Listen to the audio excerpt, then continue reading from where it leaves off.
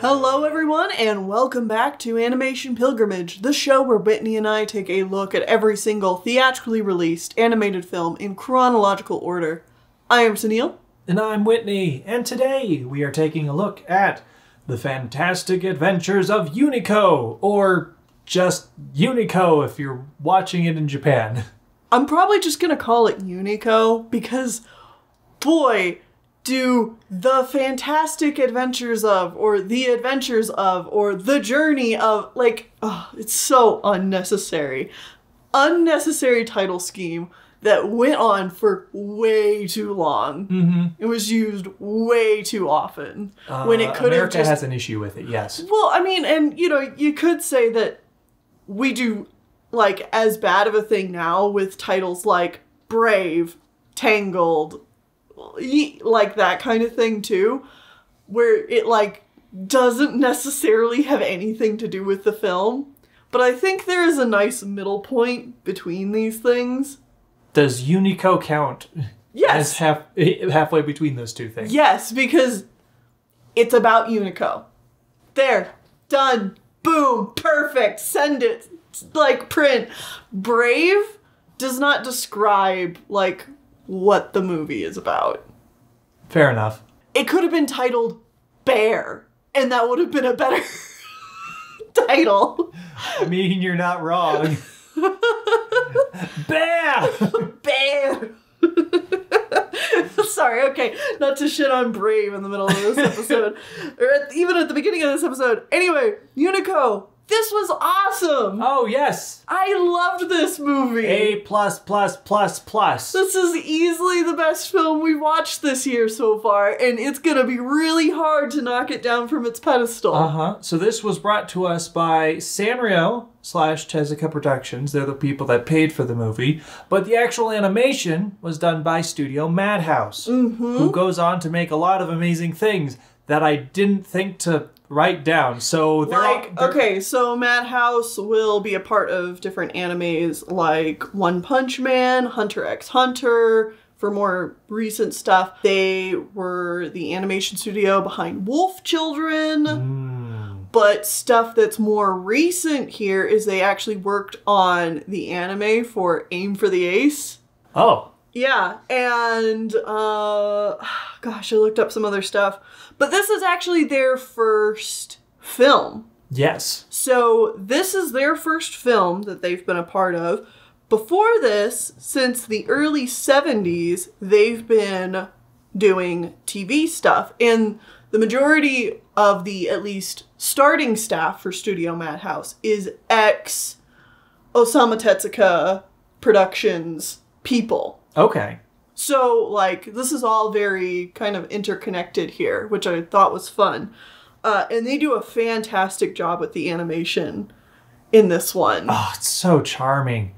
And like, and the so evil. And so perfect. The combination of Tezuka's designs, Sanrio, like, just like the Sanrio aesthetic, and then Studio Madhouse's animation, like, what a beautiful pairing here. Because you've got adorable designs. They're like... so cute! They're perfect! They're perfect! Okay? Like... You know how there's all those, like, video essays on, like, how Sonic the Hedgehog is, like, a perfectly designed character? Mm-hmm. Yeah, you could do the same thing with every single design in this film. Maybe not every design, but, like, Unico, Chow, heck, I'd even say the little devil. Akuma-kun. Yeah, Akuma-kun, yeah. Like, all three of these are... If you're familiar with the English versions, they have slightly different names. Beezle is the name of the little demon child, and Caddy. Chow is named Caddy. Yeah, but I'm going to be referring to them as their Japanese names because we watched it in Japanese. Yeah. Anyway. How about let's talk about a summary. What is Unico? Okay, Unico is the story of Unico, the small unicorn baby who has magical powers unlike any other unicorn ever born before, that anyone around him is happy. He just makes people happy, and I can only assume it's because he's so goddamn adorable. I mean, like, they say it's a magical power that comes from his horn, but I honestly think it's just because he's so goddamn cute. Yeah.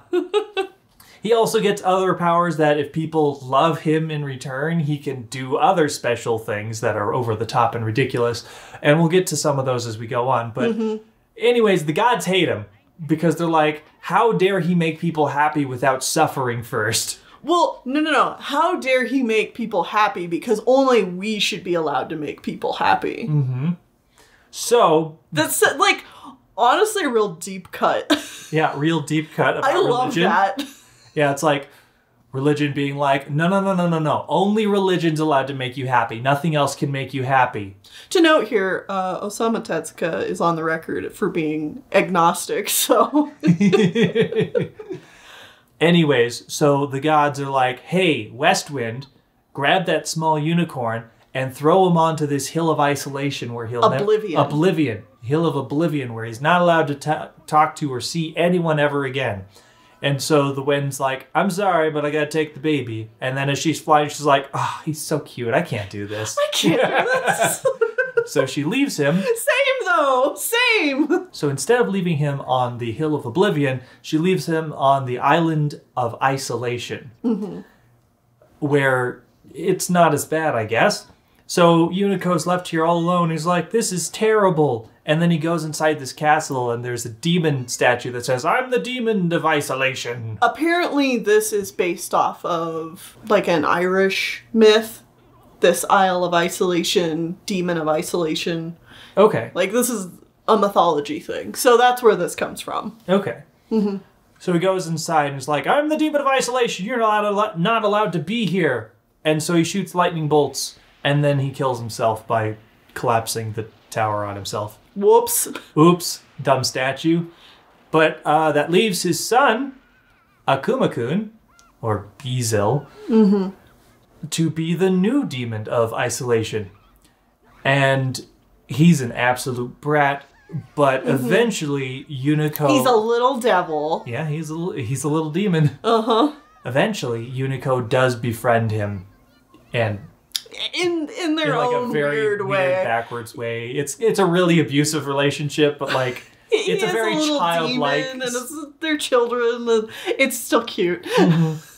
So they become friends, and Unico gives him his own horn, which makes him so happy that the island transforms from an evil, dreary place to a beautiful island covered in flowers and plants. Oh, I love it. I'm a sucker for, like, desolate areas being overgrown by nature. Like, oh, give that shit to me. Just inject it straight into my veins. Thank you. So the problem with this is the gods notice and they're like, wait a minute, that's gotta be Unico.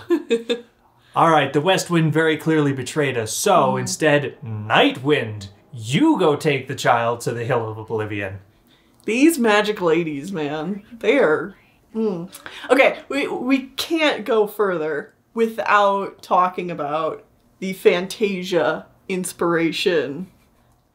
Oh, it is very clear that Osamu Tezuka, writing this particular manga, was deeply infatuated with Disney's Fantasia, which is unsurprising because he was We already knew that. Like, that's not a secret. That's like one of the first things you'll read about Tezuka is that it's like, he was super inspired by watching films like Bambi and Fantasia, and then he created the manga. He created all of anime and manga. Yeah. He is, like, the reason that characters have big eyes is because he liked Bambi. He liked the design of Bambi with the big eyes. We've talked about this before.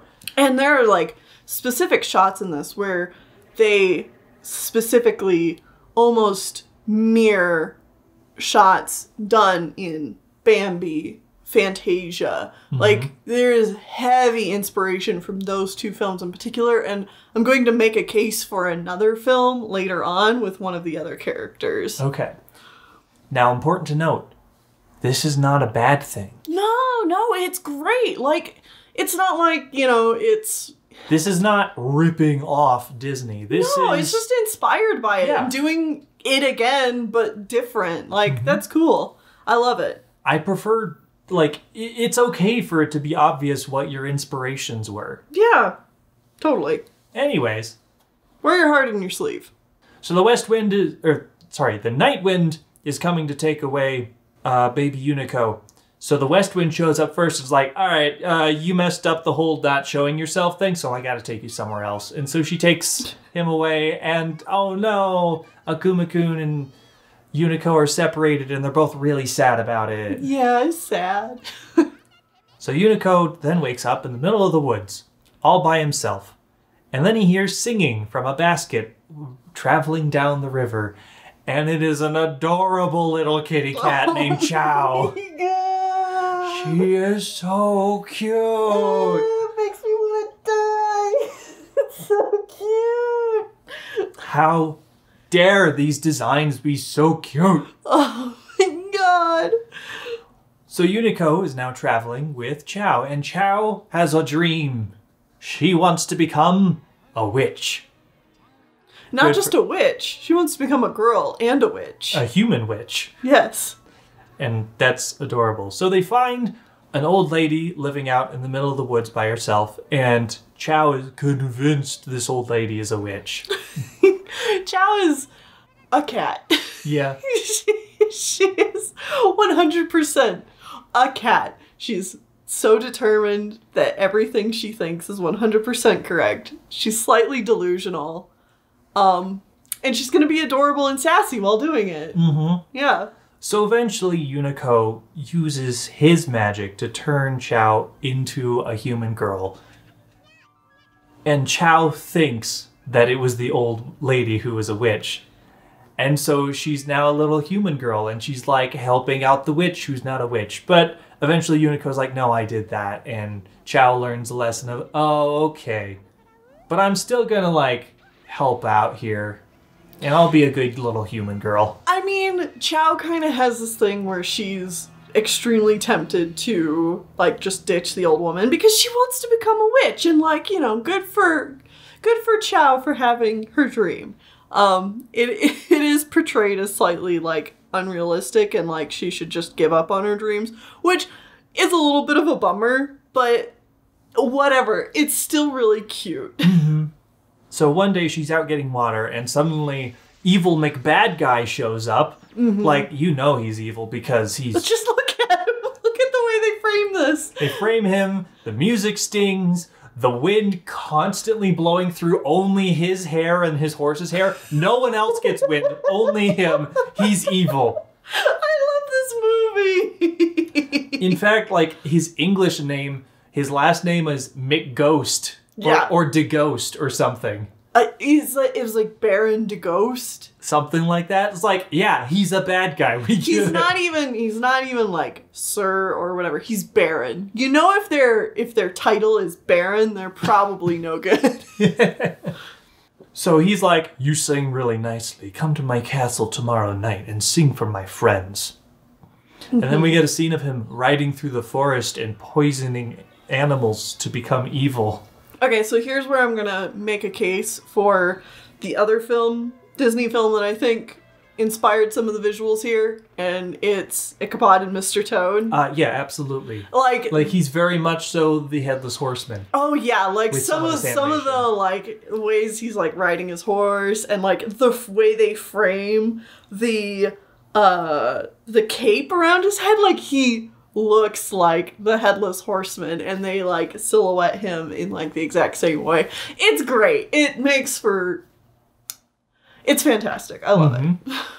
So Chow sneaks out the next night. Mm-hmm. She eats some berries and becomes hypnotized by them the same way the animals were. Yeah, it gets really kind of creepy here. And she walks right into the castle, and then he gives her a drug in some wine. And then she... It gets real uncomfortable. And then she passes out, and he lays her on his bed. And then Unico causes the distraction and digs his way through the wall with his horn. Yeah. And saves her from bad things. Bad things. But they get outside, and immediately the guy shows back up, and he's like, I'm gonna fight you with my sword, small unicorn. And Unico's like, yeah, well, I'm gonna fight you with my horn. And then they have a sword-horn fight. It's so cool. It's great. But Unico loses, and he needs help, so the West Wind grabs Akuma-kun and comes to the rescue. I love it. Just bringing it all back around. Yeah. And so Akuma-kun and Unico work together to scale the castle where Chow has now been chained to the top of the castle for some reason. This gets wild, y'all. Like, I almost don't want to spoil this ending because, like, this gets really wild. But holy cow. If you're interested in checking out this movie, maybe stop our review right now, go watch it, and come back. Because, like, it's going to get crazy from here. It's great. Baron de Ghost gets attacked by Unico, and then he falls off the castle and gets skewered by one of the spikes in the spires. The spires. And then he transforms into the castle, and then he turns into a demon. So wild. So now he turns into Chernobog. Yeah, he turns into Chernobog from the Night on Bald Mountain section of Fantasia. I mean, he looks different, but like that's obvious inspirations going on here, and it's great. So we have a small unicorn from the Pastoral Symphony section of Fantasia fighting Chernobog from the Night on Bald Mountain section of Fantasia.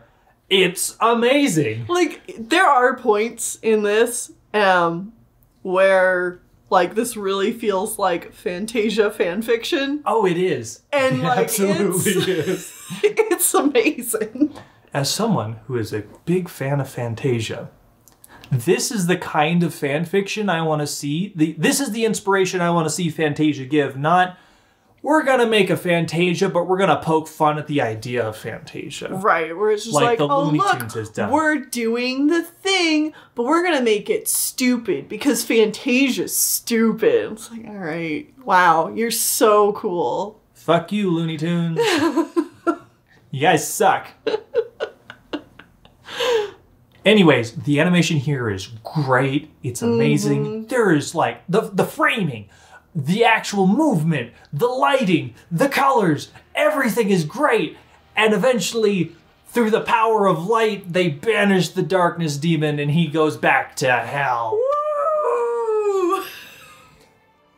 Unfortunately, this means that the gods have noticed all of this happen. And so Unico has to leave once more.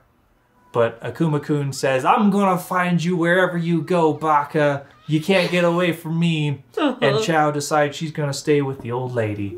It's a bittersweet ending, but that's it where feels so earned, and I love it. And the movie ends there. But in 2 years' time, in 1983, this movie gets a direct sequel. So, yes! Yeah, yes. Give me more. Because Give me more. If this was all there was, I'd be very sad. But no, this movie, we know, has a guaranteed sequel. So, give it to me now! How long until we get to 1983? Like 2 years? Ah, damn it. I would say like a year and a half. Probably. Maybe not that much, but like a year. It's gonna take a while. Because there's so many movies we have to watch. But I am on the edge of my seat waiting for Unico 2. Unico 2, the Revengeing! So yeah, I just gotta say, this movie was very well done. I love all the subtle animation by all the characters. They all feel very unique, not just in design, but the way they move, and like, you can tell that they think and feel differently than each other. It's just so good. And I know I've been gushing about this film, but I really do want to emphasize that I think this film walks a very tight line between being so cute it kind of rots your teeth out, or like can't take itself seriously, and taking itself seriously. And it doesn't take itself too seriously either, where, you know, it loses your interest. Like, there is a fine line in this where you have like children in peril and they are put in dangerous situations. But it doesn't feel hopeless. The children are capable of taking care of themselves, and it's fun, and it's cute, but also serious and can be dramatic. and have a few moments where you're just, you know, a bit on your edge of your seat because you don't want to see these cute, fun characters be hurt. And, you know, they do go through a struggle, but they also are able to overcome it. And, like, I think with dealing with characters like this little and cute and small, like, that can be a very hard line to balance on. Mm-hmm. And this movie does a really great job of that. This movie came out the same weekend as Doraemon. Literally, way better. Literally the next day. These are both very clearly aimed at children. And if I had kids, I know which of these two movies I would absolutely take my kids to. Mm-hmm. I mean, I do wonder, because I don't have the numbers for this, but I do wonder, like, how their box office... How they did next to each other? Yeah, how they did next to each other. Because, like, Doraemon's already an established franchise, and Unico is also an established franchise as one of Osamu Tezuka's mangas. I will say that this is one... Osamu Tezuka created over 700 mangas, and this is one that is not even listed as its more, like, one of his more notable works. That's amazing. Like... Dude worked overtime. It's insane. Mm-hmm. Like, it's actually insane. Yeah. How? How did he do so much? When I read that he'd done over 700 mangas, and this isn't even listed as one of his notable works, there was a part in my brain where it's like, well, maybe this is one that he, like, wrote and he gave to somebody else to, like, create or something like that. Is that how he made so many? Is he, like, partially kind of taking credit for, like, other people working for him? But, like, no, nothing I could find said that, like, this was partially created by somebody else. It's just like, no, this is one of Osamu Tezuka's mangas. Good grief. I mean, we've already covered many of his... Or a handful, I would say, of his works. A handful. And I know we've skipped, like, 10 to 15 others because they're not... They don't fit the criteria for Animation Pilgrimage. Right. But, like, there are other adaptations of his works out there that we haven't touched. And I know we'll eventually see more of his works. Yeah. But it's just like, this is ridiculous. So... More things about this is that Unico was... Originally, the manga was published by Sanrio. Oh. Which is why Sanrio is so involved in this production. So Unico was kind of tied to the Hello Kitty... Sanrio universe. But after Osamu Tezuka's death, the rights for Unico transferred back to Tezuka Productions. Okay. So... That would have been in 1989. The movie right before this of Sanrio's that we saw, because, you know, when you think of Sanrio, probably the most notable thing we've seen from them is The Ringing Bell. Yes. But the films we saw right before this one were Winds of Change and Nutcracker Fantasy. So just to put that into perspective. Right. Yeah. Right. Yeah. Okay. Well, this is much better than any of those. Yeah, yeah. And of course, you know, like I said before, Studio Madhouse is going to go on to create some really amazing stuff. And, absolute bangers. Yeah, and Sanrio too. And, and like I said, this was just a really great trifecta of, like, studio and peoples coming together. I love this. Absolutely. Definitely check this one out. Yeah. Oh, yeah. Well, either way, I think it's time for us to wrap this review up. So join us back here next time as we watch another Japanese film. But it's only half Japanese this time. We're going to be watching Swan Lake by Toei of Japan and Soi's Molten Film from Soviet Union once again. They teamed up for a second time. Hell yeah. I'm looking forward to this. Let's see what they have for us. Yes.